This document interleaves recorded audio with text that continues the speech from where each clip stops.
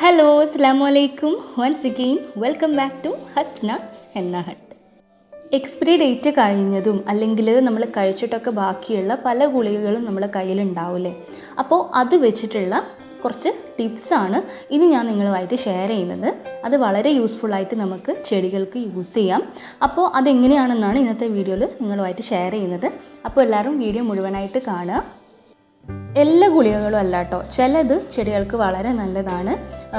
പ്രത്യേകിച്ചും വൈറ്റമിൻ ഗുളികകൾ, അതുപോലെ അയേൺ, കാൽഷ്യം, പിന്നെ ആൻറ്റി ഫംഗൽ, അതുപോലെ ആസ്പാരൻ കണ്ടൻറ്റുള്ള ഗുളികകളൊക്കെ ചെടികൾക്ക് വളരെ നല്ലതാണ്.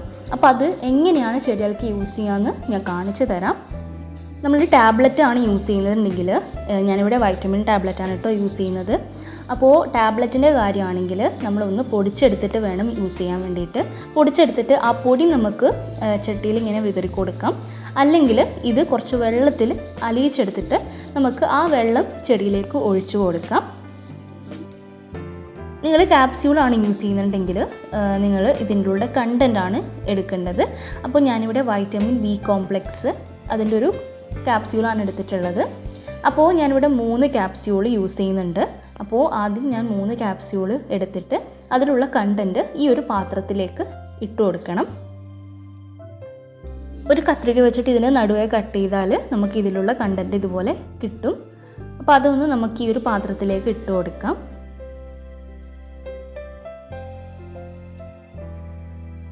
ഇനി ഇതിലേക്ക് ഇതിൻ്റെ 1/4 ഭാഗത്തോളം ഞാൻ വെള്ളം ഒഴിച്ചു കൊടുക്കുന്നുണ്ട്. അപ്പോൾ വെള്ളത്തിന് അങ്ങനെ കണക്കൊന്നുമില്ല, നിങ്ങൾക്ക് നിങ്ങളുടെ ഇഷ്ടത്തിനനുസരിച്ചിട്ട് ഒഴിച്ചു കൊടുക്കാം. കൂടിയാലും കുറഞ്ഞാലൊന്നും കുഴപ്പമില്ല. ചെടികൾക്ക് ഇത് ഒഴിച്ചു കൊടുക്കുന്നതിന് മുമ്പായിട്ട് ആദ്യം ഒന്ന് വെള്ളം നനച്ചു കൊടുക്കണം. അതിനുശേഷം മാത്രമേ ഇത് ഒഴിച്ചു കൊടുക്കാൻ പാടുള്ളൂ. അപ്പോൾ നിങ്ങൾക്ക് ഇലകളുള്ള ചെടിയിൽ ഒഴിച്ചു കൊടുക്കാം, അതുപോലെ പൂക്കളുള്ള ചെടിയിൽ ഒഴിച്ചു കൊടുക്കാം. നന്നായിട്ട് പൂക്കൾ ഉണ്ടാകാനൊക്കെ വളരെ യൂസ്ഫുള്ളാണ്. അപ്പോൾ ഞാനിവിടെ ഇത് കുറച്ചുകൂടെ ഒഴിച്ചു കൊടുക്കുന്നുണ്ട്. റോസിലൊക്കെ പൂക്കളൊക്കെ ഉണ്ടാകാൻ വേണ്ടി വളരെ നല്ലതാണ് കേട്ടോ. ഞാൻ എൻ്റെ എക്സ്പീരിയൻസ് കൊണ്ടാണ് പറയുന്നത്. ഗുളികകൾ മാത്രമല്ല കേട്ടോ, ഇതുപോലത്തെ സിറപ്പുകളും നിങ്ങൾക്ക് ചെടികൾക്ക് ഒഴിച്ചു കൊടുക്കാം.